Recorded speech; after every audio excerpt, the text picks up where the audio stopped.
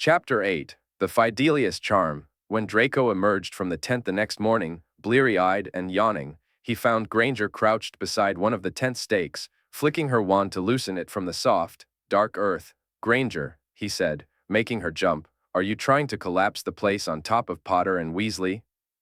He stopped beside her and nudged the growing pile of stakes with his toe. "I mean, I understand the instinct, but if you were truly interested in killing them, I'd have thought you'd done it years ago." "You're very funny," she said, tossing another stake onto the pile. The tent's decorative flaps hung limp now, only the central structure still standing. "We're leaving after breakfast." "What? Why?" "I think we should stay on the move." Harry and Ron agree. "I spoke with them about it yesterday evening." "Oh, you did you? So I don't get a vote?" "Stop pouting, Malfoy. You'd have been outvoted anyway." "I am not pouting," he snapped. "You pout constantly." That was utter nonsense. With a loud scoff, Draco stalked back into the tent and set to making breakfast, buttering his toast with unnecessary force. He was halfway through when Granger re-entered and let out a soft "oh." "What?" he said, glancing over his shoulder. She stood in the open flap with an armful of stakes, looking vaguely surprised but pleased. "Thank you. I was going to do that, but now I'll have time to clean the bathroom before we leave." She gave him a small, puzzled smile, placed the stakes on a side table, and headed for the bathroom. "I left the sausages in my bag, by the way." "It's on the sofa." He frowned. "I'm in," but she was already closing the door. Draco stared at it, dumbfounded. He hadn't made breakfast for the Gryffindors. He wasn't their house elf, for Merlin's sake. But now, if she came out and found he hadn't made it for everyone, it would look like he was making a point, and knowing Granger, that would be 12,000 times more trouble than it was worth. Fantastic. The day was already going swimmingly. Muttering curses under his breath, he greased the skillet and added more slices of bread. 15 minutes later, sausages were sizzling on the pan when a door opened somewhere down the hall. "Hermione," came Weasley's voice. "It smells amazing." He and Potter emerged, stopping dead at the sight of Draco forking sausages onto a platter. "Air," Potter said, visibly alarmed. Draco set the platter beside a stack of buttered toast, dropped a fistful of cutlery on the table, and sat down. After several more seconds of motionless staring, he said flatly, "It's not poisoned." "All right," Potter muttered, sitting down. Weasley followed suit. Draco darkly wondered if Granger had engineered this entire scenario just to avoid cooking. That theory evaporated when she appeared from the bathroom, flushed and frizzy-haired, wearing an expression of intense disgust. "Do you know," she said, sitting down, "I think Fred and George were brewing something in that bathtub. I tried 3 different scouring charms and that green scum still wouldn't come off." "Please, Granger," Draco said dryly, "do go on about the greenish scum while I'm eating." Her lips twitched with amusement as she took a dignified bite of toast, but before she could reply, all their eyes shifted to Potter. His hand had jerked toward his scar in pain before quickly redirecting back to his fork. "So," Potter said, far too quickly. "Any ideas for where to go next?" Granger's eyes locked on his forehead. Draco noticed Weasley had seen it too. But Potter just took a casual bite of sausage, as if nothing had happened. Weasley, apparently deciding not to press it, asked instead, "Hermione, how long until the Scavengers Guild returns to Diagon Alley?" "They'll arrive the night of August 24th, she replied, though she was still watching Potter warily. "We'll need to be careful when we go. Diagon Alley will be full of Hogwarts students around then." "Do we have any polyjuice?" Harry asked. "No," said Hermione, "but I've got the ingredients in my bag. I can start brewing today." "But it takes a month," said Ron. "We'll miss the 24th, Hermione bit her lip. "We could use transfiguration instead." "Not as secure, some detection spells can break it, but it should be fine for a Diagon Alley stall. They don't usually have high-level protections." "We should go as soon as we can," Harry said. What if they already have the locket and someone buys it? Right, Ron agreed. Transfiguration it is, then. As for where we're going next, Hermione continued, we still don't have any solid leads on the sword. What about Hufflepuff's cup? Said Ron. It's probably still where you know who left it. We could retrace his steps. What about the oar? He gave Draco a sideways glance. The place he grew up? Harry thought for a moment. I don't think he'd leave a Horcrux there. He hated it. Still, Ron said, we might find something. Could be, Harry said. It's worth checking. Draco watched them with growing resentment. Was this how it would be from now on? The three Gryffindors making all the decisions, and him just tagging along, and honestly, Weasley trying to speak in code about destinations when Draco would be there was downright idiotic. Well, if they thought he'd cook their meals, clean up after them, and sit quietly like a well-trained dog until spoken to, they had another thing coming. He stood abruptly, dumped his plate in the sink, and stalked outside, where he tried, unsuccessfully, to think of anywhere Tonks might have taken. His parents. A couple of minutes passed before Granger appeared through the tent flap. What's wrong? She asked. What's wrong? He echoed. You mean besides the Dark Lord taking over the ministry, my parents being missing, and your Phoenix friends scattering to the wind? Yes. Besides that. She hesitated. You walked out on breakfast. I was done eating, Granger. What are you, my mother? She bristled. Well, I just thought you looked angry, but if you want to stand out here and sulk like a child, I'm not sulking. You three are the ones pretending I'm not here. She let out a disbelieving laugh. When, exactly, did we do that? Harry asked if anyone had ideas for where to go. That includes you. It's not our fault you didn't say anything. If someone had actually asked me, Granger sighed, clearly exasperated. Malfoy, we're not going to defer to you. We're not Crabbe and Goyle. If you have something to say it. I didn't ask anyone to defer to me, Draco said. It's just, they didn't even thank me for making breakfast. His face flushed. The word sounded petty, even to his own ears. But it wasn't about the food. It was about being treated like a person. If Potter and Weasley couldn't even manage a simple, thank you, how were they going to survive on the run together, dodging Death Eaters, breaking curses? What was Draco supposed to do? Pretend they didn't have any history? Pretend Potter wasn't still awkward around him, and Weasley didn't openly hate him, but of course, Granger would take it the wrong way. She'd think he was so fragile he needed praise for frying sausages, except when he looked at her, the annoyance had vanished from her face. She seemed to consider him for a long moment before speaking, voice low and careful. I know it's uncomfortable, Hermione said. Look, I'm trying, Malfoy, and I know you're trying. And we do appreciate that, all right? They're trying, too, I promise. I spoke with Ron last night. He's just protective of Harry. But the longer you're here, and the more he sees there's nothing to worry about. She shifted awkwardly, it'll get easier. Draco opened his mouth, then closed it again. He'd already been bracing for something snide, already preparing a retort. But she'd understood what he meant. And to that, he had no answer. For what it's worth, she added, I thought breakfast was really good. So, thank you. Then she turned and slipped back into the tent, leaving Draco staring after her. Half an hour later, the tent was packed into Hermione's bag. Harry stood with the invisibility cloak, stretching it out to see how many of them could fit under it while operating. Hermione, meanwhile, was tapping Ron on the head, disillusioning him, then backing up several paces. Make a sudden movement, Ron, she called. I want to see how visible it is in daylight. While they ran their tests, Draco's eyes drifted to the cloak. That cloak, Potter, he said. What about it?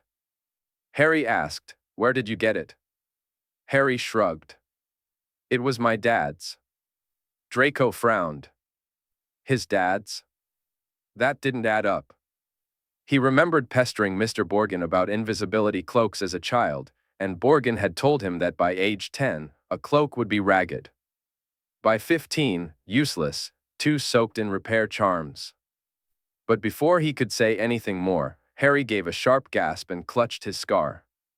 His whole body convulsed, and the next moment, he was on his knees. Harry. Hermione lunged for him. And Ron's half-invisible form did too.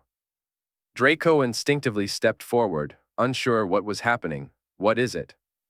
Ron's voice urged. What are you seeing? Nothing, Harry said through gritted teeth. Nothing. Nothing new. Voldemort's still looking for Gregorovitch. Crack, Draco's wand was in his hand in an instant. Hermione and Ron leapt up, and Harry staggered to his feet, one hand still clutching the cloak, the other pressed to his scar. That wasn't apparition, Hermione breathed, panicked. It sounded different. The protective enchantments, Harry said, then came the unmistakable sound, crack, crack, crack, of apparition, echoing through the trees. Shadows flickered between trunks. Figures appeared in the woods. Draco started to raise his wand, but something light and thin landed on him. The invisibility cloak. Potter, Hermione, and Ron, disillusioned, were already flinging spells at the trees. Jets of light shot through the air, colliding with blasts from hidden attackers. Protego. Harry shouted. His shield rebounded a stunning spell, and a yelp echoed from the woods. Get Weasley, Draco barked, grabbing Harry and Hermione.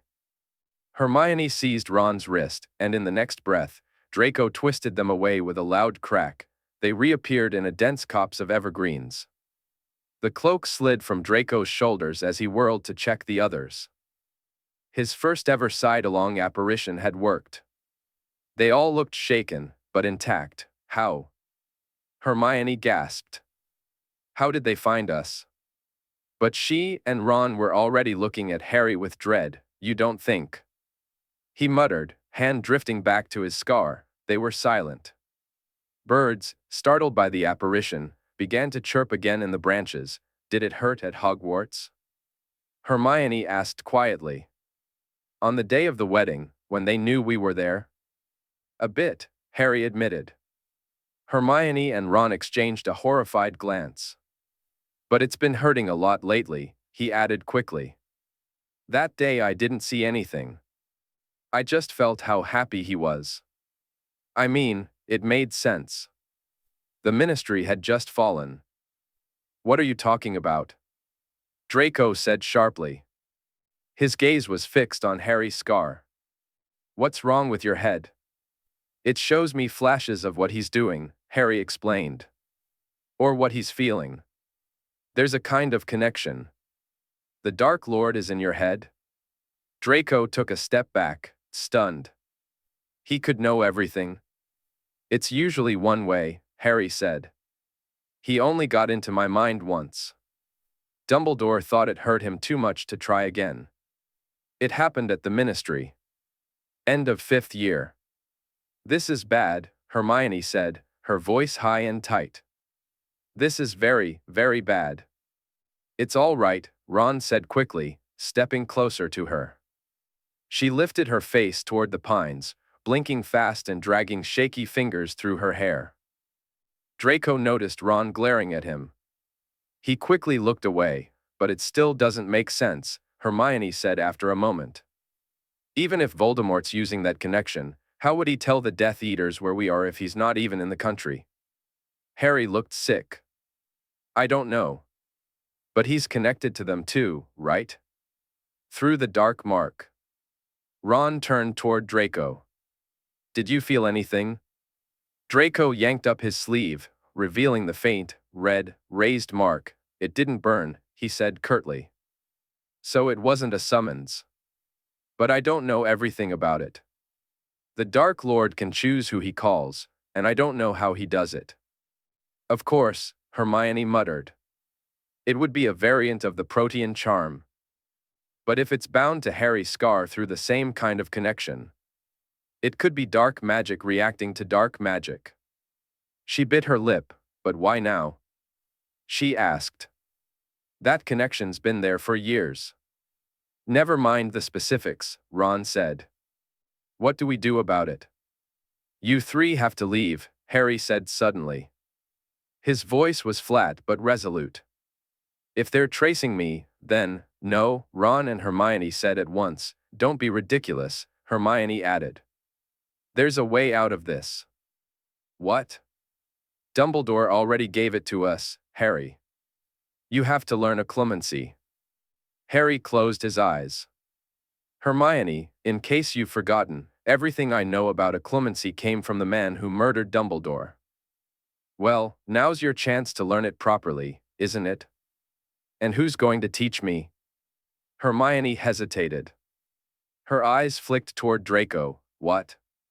Draco said at the same time Harry and Ron did. Hermione, Ron said, his voice tight, not to be rude, but have you gone completely mental? No, Ron, I haven't. Hermione snapped. If Harry leaves to protect us, he'll still be in danger. If the connection is how they're tracking us, occlumency is the only answer. And Malfoy knows it, don't you? Yeah, but, well then, she said, like that settled it. I don't want him in my head, Harry said flatly. For some reason, it hit a nerve. Draco rounded on Harry. Will you talk to me when I'm standing right here? Harry flinched.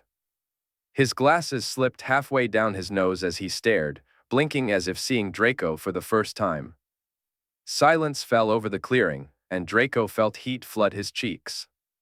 He was blushing. Damn it, all right, Harry said quietly. Draco tried to steady his breathing, embarrassed by how quickly he'd lost control.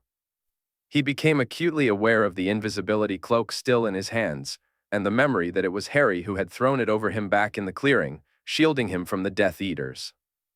Just like he had in the Room of Hidden Things, he remembered Hermione's voice. They're trying. He forced himself to meet Harry's gaze. I don't want you in my head. Harry repeated. Not you. Not anyone. I don't like how it feels. Draco sneered. Of course you don't. No one likes it. But if you're this scared of it, you'll never stop it. I thought Gryffindors were supposed to be brave. Harry opened his mouth to snap back, but Ron, who had clearly been thinking it over, interrupted. Malfoy could. He looked at Draco, hesitant. You could teach Harry without actually getting in his head, right? I mean, Hermione or I could try it, and you could just coach us. Draco considered. The idea didn't thrill him, but if the alternative was Harry accidentally broadcasting their location to Death Eaters every few days, he sighed and shrugged. Better to try, thank you, Hermione said, letting out a breath. Yes, Ron, I think that's a good compromise. Harry? Harry looked anything but convinced. I still think it'd be safer if you all just, we're not leaving you, Hermione said, voice catching in her throat. Harry glanced at her, surprised. There was something almost electric in the look that passed between them. Ron shifted uncomfortably. Hermione flushed, realizing what she'd sounded like.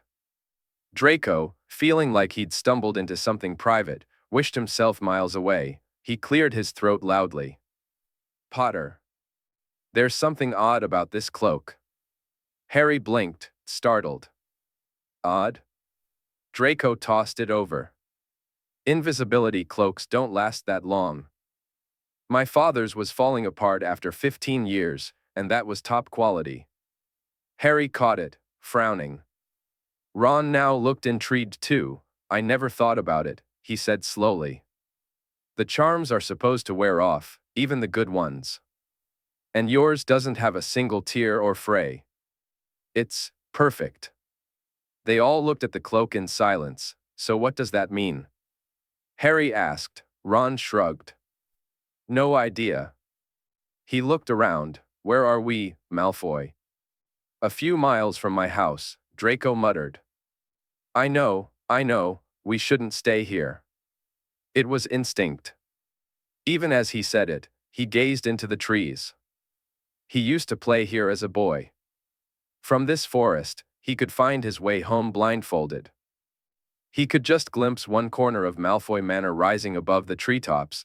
Who was inside it now? Who walked those halls? People he once knew, or strangers wearing familiar names? They settled into a routine. Not restful, but structured. Mornings were spent packing camp. When someone had a lead, usually Hermione, they'd spend the afternoon transfiguring themselves and traveling to a new location. They tried not to transfigure too often. Too many days in a row led to twitching muscles, splitting headaches, and a skin-crawling sensation like their faces were melting. They visited the orphanage where Voldemort had grown up. It had been demolished, replaced by drab Muggle offices. They explored Greater Padgley, where Helga Hufflepuff had supposedly lived. Greater than what, exactly? Ron muttered. It was important in the 1700s, Hermione said, matter of fact. Later, Harry suggested Godric's Hollow. Hermione's voice sounded just a little too knowing when she asked why. I don't know, Harry said. Never mind. That became a pattern, someone suggesting a place, only for the others to shoot it down. On days with no ideas at all, they focused on brewing polyjuice and occlumency. The occlumency lessons were tense. Harry didn't like it.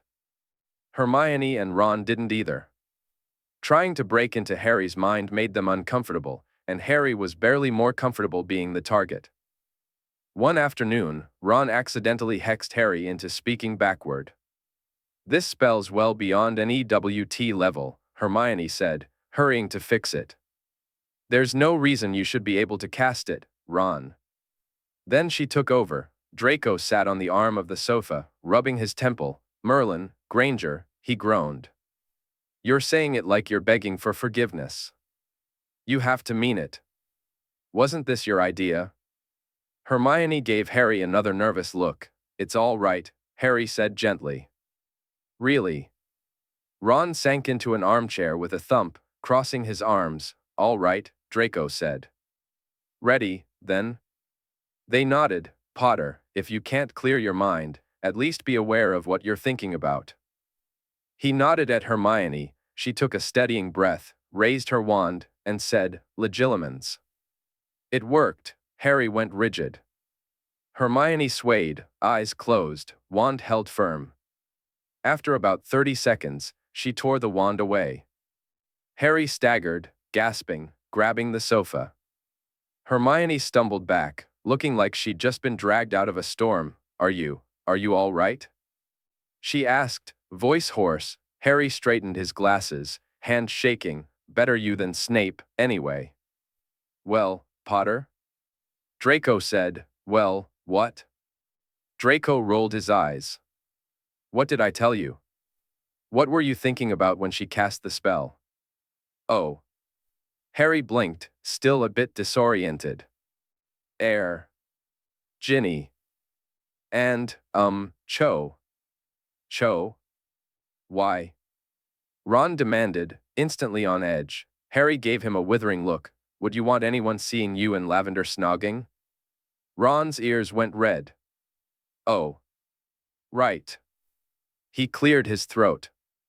Carry on. But that's not what I saw, Hermione said, glancing at Draco. I didn't see anything about Ginny or Cho. Yeah, Draco agreed. It doesn't always work that way, Granger. Thought you'd have read about this stuff. I've had plenty of other things to read about, thank you very much, she huffed. None of the books I brought had particularly detailed passages on legilimency, more's the pity. He smirked, leaning back on the arm of the sofa. Right.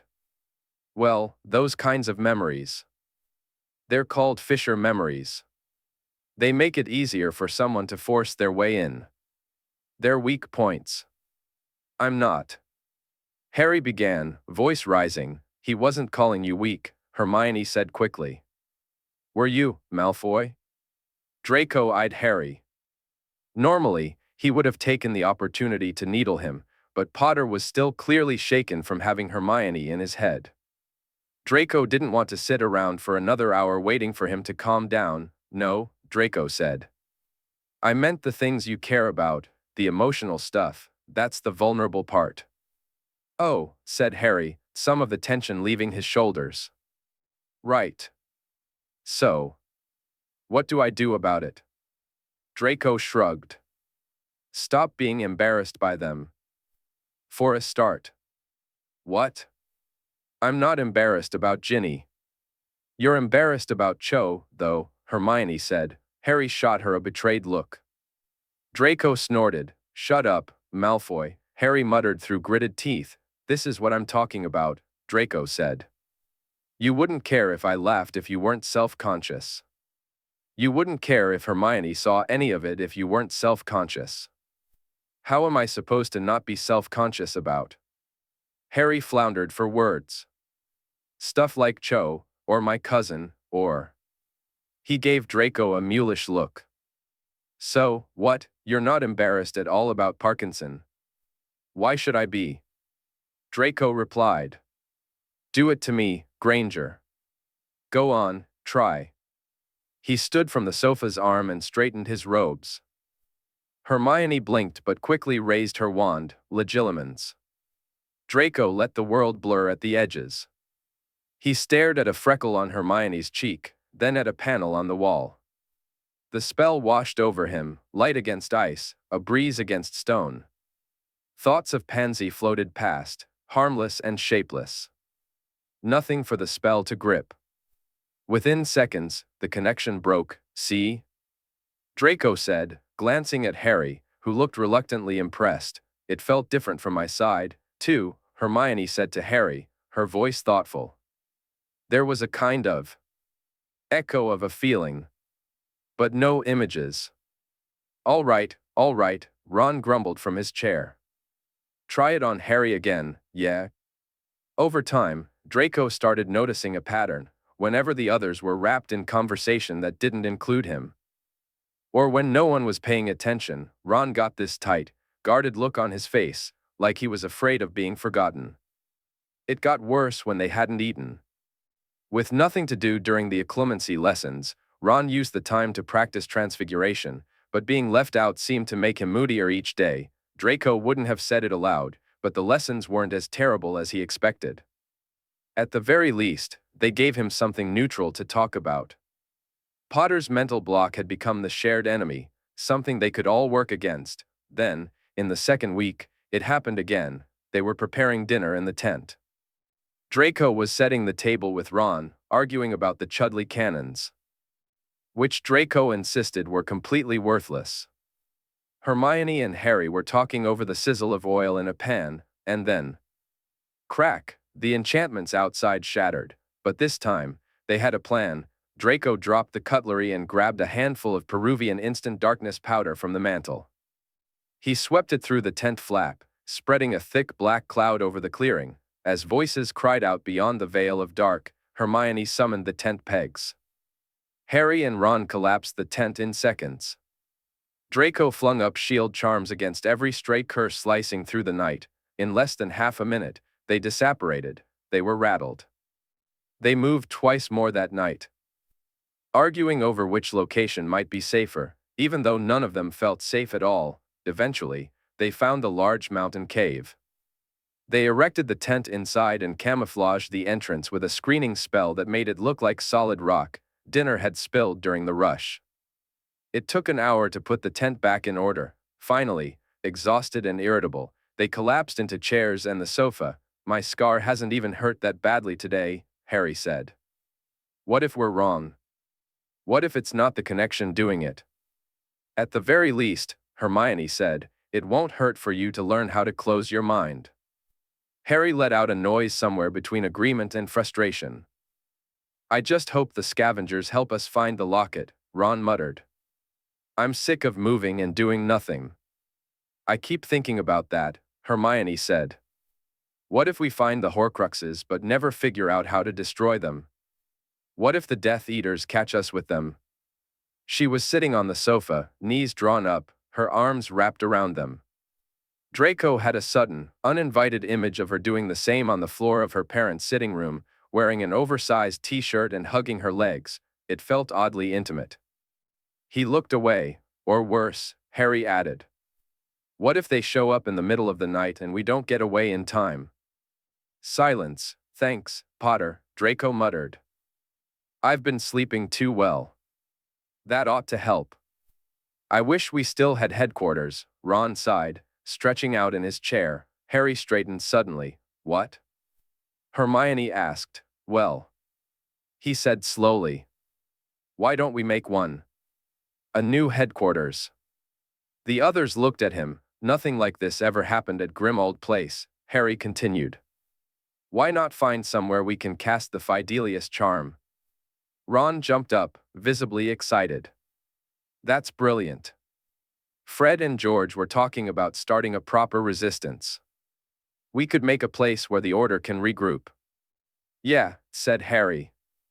A safe place. Somewhere we can keep the Horcruxes. Where, though? Ron asked. Harry nodded. We'll have to think. It can't be in the middle of nowhere. We need allies to be able to reach it. Wait, hang on, Hermione cut in. None of us can cast the Fidelius charm. Isn't it in one of your books? Harry asked. I'm not sure. Hermione rushed to the bookcase, now far fuller than it had been when they'd first moved in. She scanned the spines and pulled down a tome nearly the width of her head. After flipping through its dense pages for a moment, she found what she was looking for.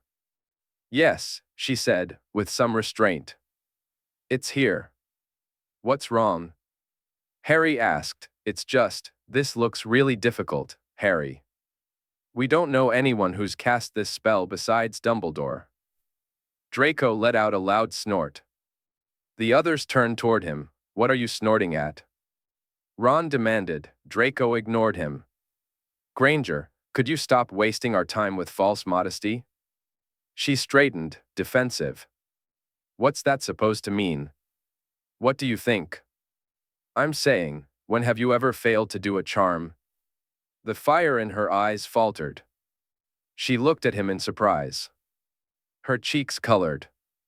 She looked, flattered, Draco realized, which was ridiculous. It wasn't a compliment. It was just a statement of fact. After 6 years of perfect scores and endless praise from professors, there was no way Hermione Granger could actually be insecure about her magical skill. Thank you. She said slowly, like she wasn't sure if he was joking. Ron cut in quickly. We all know you can do it. You've got like 150% in every charms exam since first year. It's not, Hermione said, though the corner of her mouth twitched. Arithmancy is my best SUBJ. Hermione, Harry interrupted, you only have to get it right once. That's going to be easy for you. Her face turned scarlet. Well, she said, bewildered but clearly trying not to smile, I can try, of course. And so, Hermione began practicing the Fidelius charm. Each afternoon, she stood outside the tent with her wand, whispering incantations, turning it clockwise, then counterclockwise. Repeating them again and again. Her focus was absolute. She even seemed to enjoy the challenge. At night, they sometimes gathered around the wizarding wireless to listen to the twin station. The broadcasts were growing more twisted by the day. They insisted that Scrimgeour was just on an extended holiday. They warned that Dumbledore's death had links to the unstable Harry Potter. They told witches and wizards to report their neighbors. One evening, a report left the tent in uproar. The ministry had appointed Severus Snape as headmaster of Hogwarts. Amicus Carrow would teach defense against the dark arts, and Electo Carrow would take over Muggle studies. Draco hadn't been surprised. But that didn't mean he liked it. He didn't want to think about what the Carrows would do to students who didn't fall in line. The occlumency lessons continued. Draco still couldn't believe how poorly suited Potter was to the subject, but even he had to admit they were making progress. If Hermione gave Harry a full minute's warning before casting the spell, Harry could sometimes resist for 30, maybe 40 seconds. It wasn't enough to stand against Snape or the Dark Lord, who would have broken through in seconds. But still, Draco caught himself feeling almost smug. Snape had tried to teach Potter for months and hadn't gotten anywhere. Now they were getting somewhere. It was almost like being back at Hogwarts. Lessons, parchment everywhere, a bubbling potion in the corner. And Hermione's voice, parroting facts without even realizing she was doing it. The Fidelius is a 12-part spell, she explained one night over dinner. The 3rd and 9th incantations are spoken in reverse. The thought patterns for parts 4 through 10 all require different kinds of memory work. It's astoundingly difficult. She sounded a bit too pleased, so, Draco said, spooning up his soup. Which of you is going to be the secret keeper? Hermione gave him a mock-surprised look. I was assuming you'd volunteer, Malfoy. Harry snorted. Even Ron cracked a grin. Sure, Draco said, slurping his soup noisily. But only so I can lock you 3 out for fun. Fair question, though, Harry said. Which of us should do it? The table went quiet. None of the 3 Gryffindors seemed eager to claim the role. It shouldn't be Potter, Draco said. The Death Eaters will expect that. Harry bristled. Dumbledore was the last secret keeper. That was obvious. Sure. A perfect comparison, since you, like Dumbledore, can duel 6 Death Eaters at once. Draco waited for Harry to snap. But to his surprise, Harry just nodded slowly. 8 on a good day, thanks. The laugh slipped out before Draco could stop it. Hermione and Ron laughed too, and for a moment, they were all grinning down at their plates. None of them able to meet each other's eyes. Hermione cleared her throat, anyway. It's true, being obvious didn't matter when everyone was scared of Dumbledore. You don't have that luxury, Harry. Another silence. Then Hermione and Harry both turned to Ron. It should be you, mate, Harry said. Ron blinked. WH. What? Me? Yes, Ron, Hermione said, smiling. You're related to half the order. You know more about the wizarding world than either of us. If we ever need to recruit people or spread information, you'll know how to do it. But...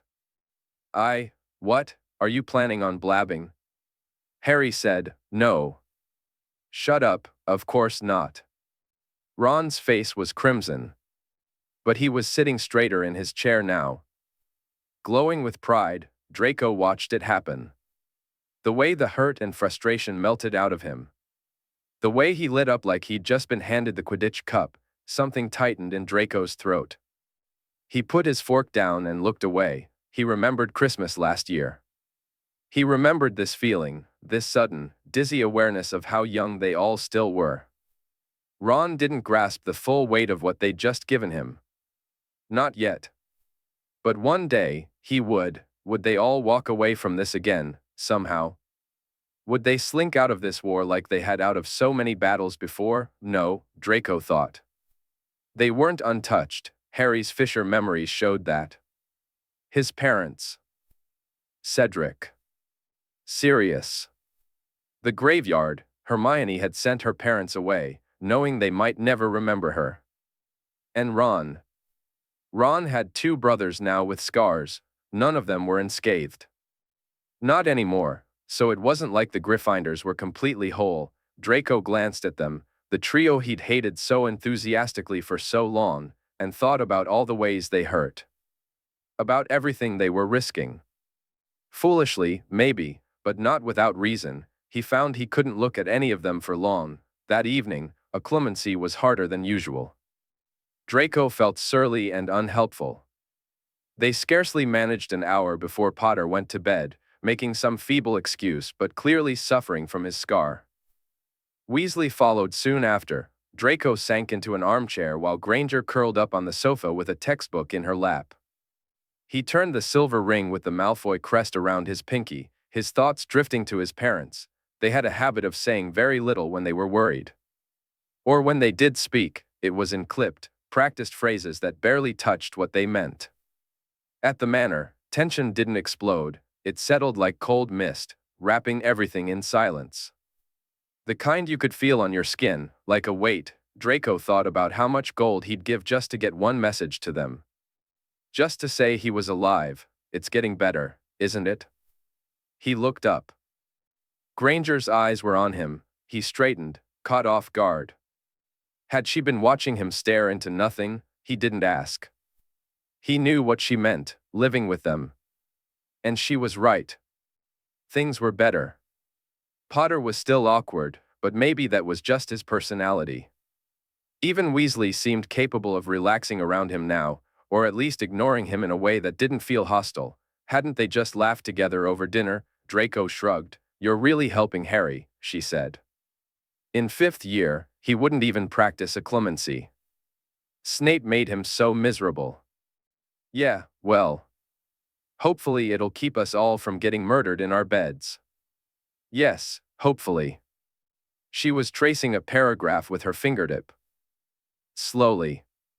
He found himself watching the motion. Something about it grounded him. I wonder if I'd be any good at a clemency, she mused. Doubt it, Draco said. No offense, Granger, but people who chronically care too much about everything aren't exactly cut out for it. He expected her to argue, but instead, she smiled faintly and closed the textbook, nestling into the cushions. Did you say Bellatrix taught it to you? He nodded. When? End of last summer. After I got my assignment. Did you know what it meant? Her voice was quieter now, somehow heavier in the silence. When he told you to kill Dumbledore? He let out a soft, bitter sound. Yeah. Obviously. Everyone knew. The Death Eaters couldn't shut up about it, thought it was funny. They always wanted to see my parents knock down a few pegs. Thought it was hilarious. Funny? They all resented us, for one reason or another. But mostly, it just wasn't happening to them. Everything's funny when it's not happening to you. He turned the ring again on his finger. A headache was starting to pulse behind his eyes. All year, he muttered, I kept thinking, if I could just get back to that side of it. The one where I was watching. I mean, I didn't love it. Watching things happen to people. But if you're watching, it's not you. He paused, and at first it felt special, being picked. Like I mattered. You have to believe that feeling's going to come back again. Or else. What's the point? Might as well just die. The words hung in the air. He didn't know if any of it made sense. It hadn't come out the way he meant. But that was the thing about nightmares. They slipped through your grip when you tried to explain them. He glanced at her. She was holding the book in her lap, looking startled. Maybe not surprised, but unsure. He felt suddenly older than her. Tired. And unclean, like she was something new and unspoiled, and he was revealing something awful about the world she hadn't seen yet. Maybe he'd said too much, maybe he'd unsettled her. A few weeks ago, he would have been certain she'd tell Potter and Weasley. Now, he wasn't sure. He'd never told Pansy these things. And it wasn't like she hadn't asked, always with that breathless, wheedling tone. But he'd wanted her to keep looking at him like she always had, like he was something glittering and valuable. Granger looked at him like she wanted to cut him open and see what was inside. Even now, unsettled, there was something sharp in her eyes. You flinch sometimes, she said quietly. When people go for their wands. Is that because? Pansy would never have asked that, only twice, Draco said. Then he stood and went to bed, with under a week to go until the Scavengers Guild returned to Diagon Alley. Hermione decided it was time to attempt the Fidelius charm. They still had no idea where a new headquarters might be, but Hermione insisted they needed to perfect every detail of the spell before using it for real. They picked a patch of woodland and cast enchantments around it. This would be their test site. Harry would stand inside. Hermione would cast the charm on Ron, making him the secret keeper. If it worked, Draco wouldn't be able to see Harry, and Hermione wouldn't be able to speak his location to him. They had a checklist of tests, Harry walking in and out of the boundaries, Draco trying to apparate inside, which should be impossible, and Ron passing the secret to Draco. To confirm it transferred correctly, Hermione was full of jitters that morning. She told herself it wasn't the real thing, there were no real stakes. But it felt like standing outside the charm's OWL exam room all over again, mentally reciting every step and still convinced she'd forgotten something crucial. She had multiple sheets of parchment in hand, shorthand notes outlining the 12 incantations and their memory requirements. After lunch, they approached the area. Malfoy leaned against a tree while Harry sat cross-legged within the roped-off clearing. Hermione stood opposite Ron, who was holding her notes for her. "You'll be fine," Ron said. She tried to smile. But it didn't stick. His encouragement bounced off her nerves like pebbles against glass. She took a deep breath, raised her wand, and began. The first time, she mispronounced the very first syllable. The second and third times, she fumbled the 5th and 11th incantations. On the 4th attempt, her mind slipped for a heartbeat from the 7th memory, a thought that needed to evoke absolute security, and she lost the spell entirely. On and on it went. 2 dozen tries. Then 4 dozen. With every failure, it felt more and more like slipping into one of her old nightmares, the kind where she was frozen during exams, incapable of remembering her name, her wand, or even what subject she was being tested on. For months during 5th year, leading up to their OWLS, Hermione would bolt awake in the middle of the night, drenched in sweat, sure she'd just walked into the testing room to realize she'd forgotten to study the most important section of her notes.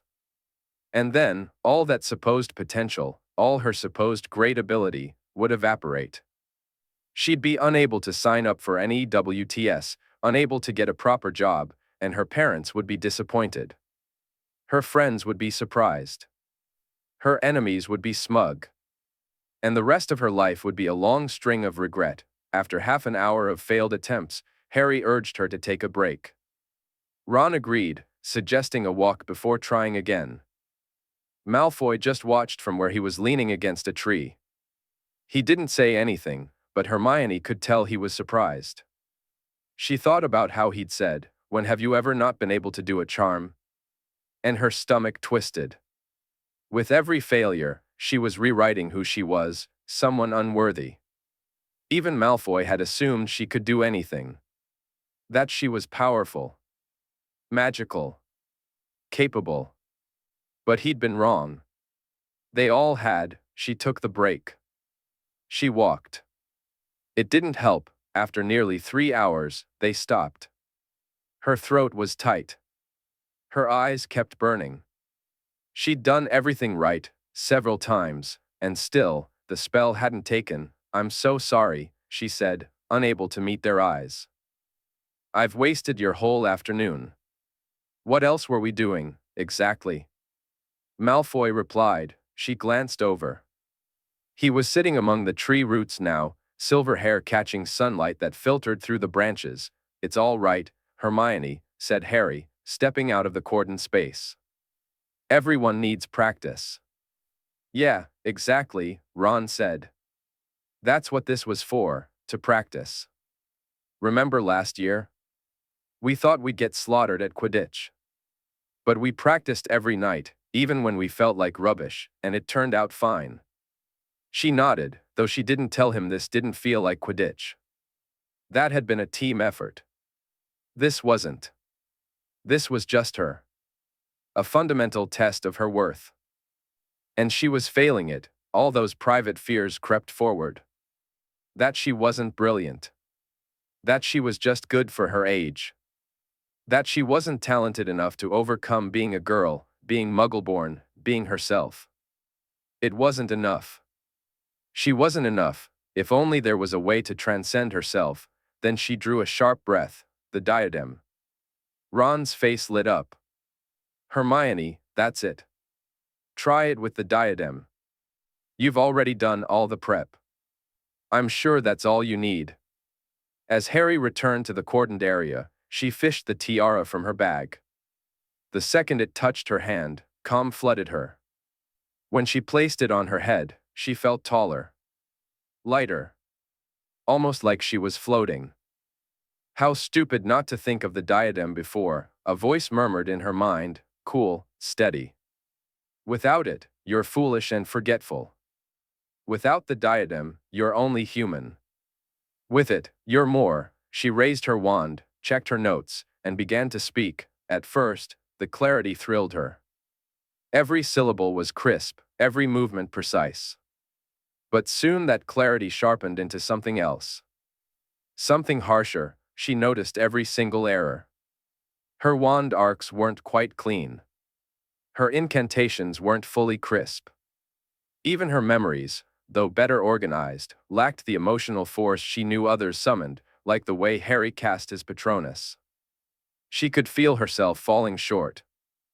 Over and over again, by fractions, before she finished the 12th sequence, she lowered her wand. "What are you stopping for?" Ron said. That sounded great. "No," she said firmly.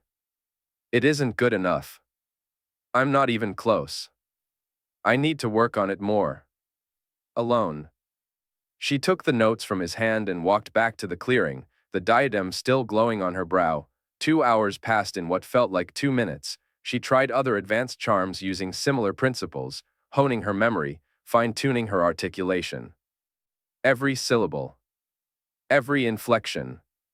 She pushed her tongue and jaw to conform to syllables not rooted in Latin but in older, stranger languages, ones with names long forgotten. And with the diadem, it was easy. Not just easy, it felt inevitable. Like this was what she was meant to be. Like she had become the witch she'd dreamed of being since that first day at Hogwarts. She thought back to her old Muggle life. To her parents' clumsy joy.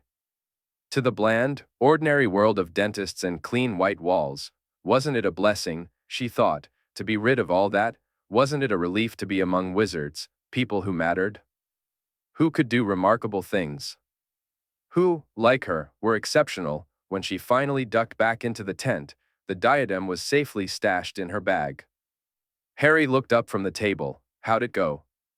Really well, she beamed. She couldn't even remember exactly what spells she'd cast. The past 2 hours were a blur. But she felt amazing. Like she'd just handed in a perfect essay. Like she could do anything. It's a Horcrux, she'd told herself while wearing it. She still told herself that now, but the thought felt automatic. Like something she should think. Not something she believed. Yes, it was dark magic, but it was also useful, and it wasn't evil. It wasn't hurting her. Not really. In fact, it's lonely, she found herself thinking. The diadem wanted to help. It already had. It could help more. You know, I've been thinking, she said, sliding into her seat, her voice quick with excitement. I think we should all try on the diadem. Ron was stirring green beans at the stove.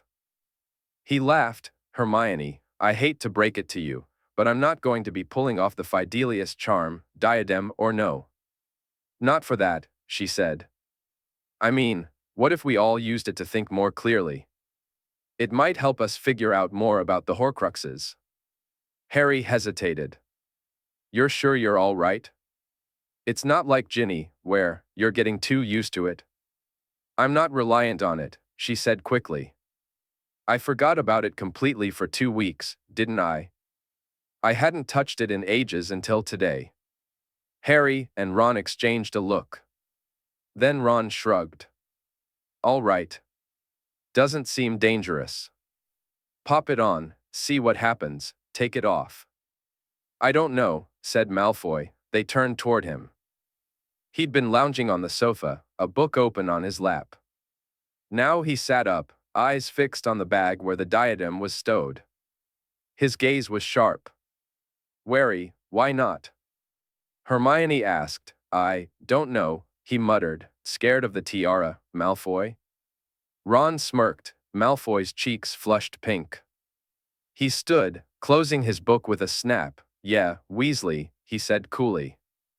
I don't adore the idea of putting something with a piece of the Dark Lord's soul on my head. Hermione lifted a hand. I know it's dangerous, she said. Though even as she spoke, she had the strange, detached sense of reciting a memorized line, something she was supposed to say, not something she felt. I know it's a Horcrux. But we have to think about the bigger picture.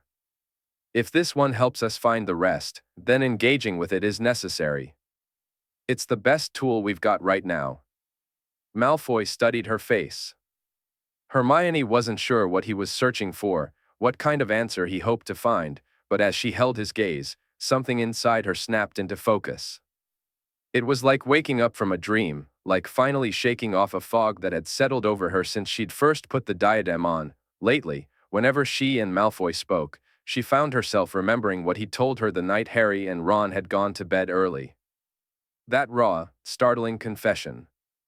If you're watching, it's not you. And then, only twice. He'd said. As though being subjected to Voldemort's Cruciatus curse a mere 2 times was something to be thankful for, she'd expected him to lash out afterward, to resent her for asking, or to bury himself in cold silence, furious for letting it slip. But he hadn't said a word about it since. And sometimes now, when he spoke to her, his voice sounded different, less detached, more open. Like he hoped she'd laugh at his jokes she hadn't told Harry or Ron. Somehow it didn't feel right to share. But the weight of it stayed with her, a pressure in her chest whenever she looked at him. Had he told anyone else? She didn't think so. He wouldn't have told Crabbe or Goyle. He'd always wanted to impress them. To seem untouchable. But now, was she the only person in the world besides the Death Eaters who knew he'd been tortured by Voldemort? "We'll be careful," she told him softly. "Really careful. We can time it, all right? 10 minutes. That's all." Malfoy stared at her for another moment. Then the tension in his shoulders eased, and he muttered, "All right." After dinner, they sat together in the sitting room and passed the diadem from one person to the next. Hermione felt a twinge of jealousy as the others handled it, but she pushed it aside. This had been her idea. It wouldn't make sense to back out now. Ron was first. He placed the diadem on his head, the deep blue sapphires contrasting vividly with his bright red hair. And closed his eyes. He steepled his fingers, something he often did when contemplating a difficult chess move. After a few minutes, he let out a shaky laugh and opened his eyes. "Wow. It's something, isn't it?" Hermione nodded eagerly. "Did you remember anything new?" "Not really," Ron admitted. "It's not doing much for my memory." "It's not?" Hermione frowned. "When I wear it, I can remember answers I gave on exams 4 years ago." "Well, that's you, isn't it?" Ron said. "I feel like I dunno. Like I'm 1,000 miles away, or something." 1,000 miles away? Harry asked, confused. Malfoy said nothing, watching silently from an armchair, a trace of mistrust still etched across his face. "Yeah," Ron said. "Like I'm looking down on everything. I can see all the little pieces moving around. It's like a chess match. It's all making sense now, the blood status registration at Hogwarts, all the stuff we've heard on the wireless." He sat forward a little. "That'll be their next move, won't it? Making blood status sound like something official. Then they'll push it into the ministry. I'd bet they're planning to register everyone soon, not just students. And if they keep using you as a scapegoat, Harry, they can make it sound like this is all what Dumbledore would have wanted. They're trying to muddy the waters." Hermione nodded slowly. Now that Ron had said it, it seemed obvious. Of course this was their agenda. Of course this was what came next, but what's our move? Harry asked. What are we supposed to do to stop them? Ron shook his head. I think we're doing what we can. We've got our job from Dumbledore. The Death Eaters have the whole ministry now. There's too many of them to fight head-on. Hunting Horcruxes. That's our way to checkmate. Harry sighed. All right. Let me try it, then. Ron looked reluctant but handed the diadem over. Harry shoved it onto his untidy hair and closed his eyes.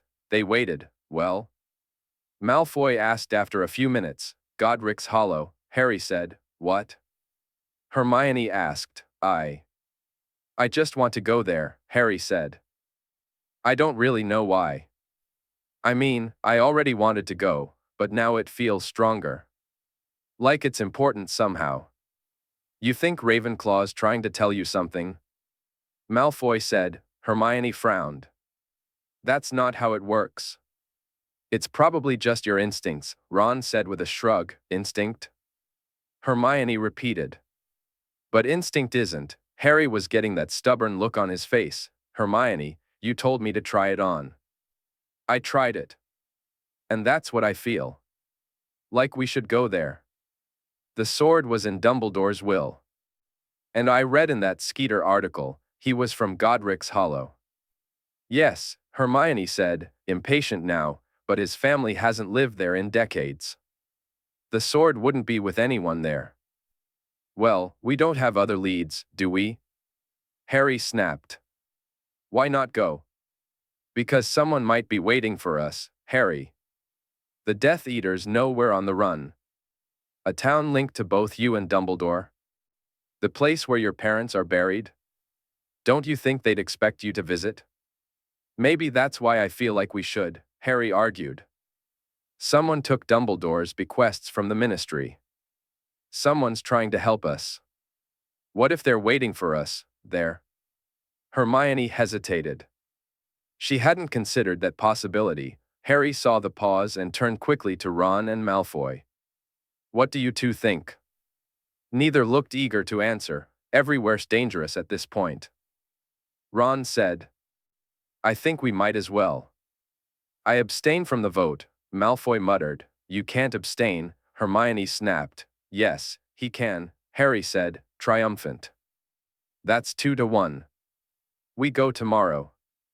Hermione sighed. Fine. Harry took off the diadem and tossed it toward Malfoy. Somewhat surprised, Malfoy caught it and turned it over in his hands, inspecting the delicate silverwork. Then, slowly, he slid it onto his head. The diadem made him look strange. Not like himself. Elfin, almost. Sharp and pale and distant, Hermione found herself staring. What would the diadem do for him? Would it sharpen his occlumency? Would it amplify other talents? He looked focused. Sharper than usual. His eyes narrowed, not suspiciously, but like he was paying attention in a way that reminded her of Harry during occlumency lessons. Was Malfoy using legilimency? Could he? She knew she ought to look away, to avoid his gaze. But she didn't. She waited, watching his eyes slide from Harry to Ron, and then, finally, settle on her. Her breath caught. She thought about all the things she'd kept hidden. The tears she'd shed over Ron and Lavender. The nights she'd lain awake in second year, haunted by the slur Malfoy had thrown at her during Quidditch. The sleepless night last week, remembering the way he'd said, you have to believe that feeling will come back. Or else what's the point? Might as well just die. She looked away, fast. Her heart hammered in her chest. Malfoy pulled the diadem off. What? Harry asked. Didn't anything happen? Ron asked. Nothing useful, Malfoy replied. He handed the diadem back to Hermione and stood. I'm going to bed. The next morning, they operated a mile outside Godric's Hollow so they could walk into the village without attracting attention. At the apparition point, they spent nearly an hour on their transfigurations. Initially, they'd thought it best to pose as a family on an outing, but that led to the rather absurd conversation of who should play the parents and who the children. Well, you'll have to be the mother, I suppose, Harry said to Hermione. Families can have two fathers, she retorted. Or no mother at all. Ron added, grinning. Sounds like you're just trying to get out of giving birth to two of us. In fact, Hermione said loudly, maybe two fathers would be ideal. Then none of us would need to look like blood relatives, and we wouldn't have to do as many alterations. God, are these my only options? Malfoy muttered, wrinkling his nose as he looked between Harry and Ron. Can I be an adopted cousin or something? You can be the family owl, Ron offered. In the end, they abandoned the family idea and simply transfigured themselves as far from their usual appearances as was still comfortable. The day was cool and breezy. The sky above them stretched out like a blank sheet of white parchment as they walked into the village. Godric's Hollow in August was quaint and busy. Families strolled through the cobbled square, children laughing and chasing each other through narrow, winding lanes. It was a beautiful place. Hermione kept sneaking glances at Harry, watching how his eyes lingered on the children. She knew what he was thinking about, the childhood he might have had here. The life Voldemort had stolen from him. They were walking toward the church when Malfoy stopped, staring down a side street. He said nothing. The others turned to follow his gaze. At the end of the lane, past a row of charming cottages, stood a wreck. Its upper story had been blasted open. Rubble sagged where the walls had caved in. The roof looked half torn away. Nearby Muggles didn't seem to see it at all. Hermione realized what it was before Harry even moved. It was the Potter's house. Harry drifted toward it, like something was pulling him. They followed in silence. They stopped at the overgrown hedge. An ancient gate stood rusted in front of them. Harry reached out, slowly, dreamlike, and brushed his hand against the wood. At once, a sign rose from the earth, golden wood with neat, engraved script, on this spot. On the night of October 31st, 1981, Lily and James Potter lost their lives. Their son, Harry, remains the only wizard ever to have survived the killing curse. This house, invisible to Muggles, has been left in its ruined state as a monument to the Potters and as a reminder of the violence that tore apart their family. Graffiti had been scribbled across the edges of the sign, words of encouragement and admiration. "Good luck, Harry, wherever you are. Long live Harry Potter." Harry ran his fingers over the letters. As he read them, his face lit up. He smiled. And then he was beaming. "Hang on," Hermione said, struck by a sudden thought. She pulled out her wand. None of the Muggles seemed to see them anymore, not now that they were so close to the ruins. She tapped the sign. "Apparitium."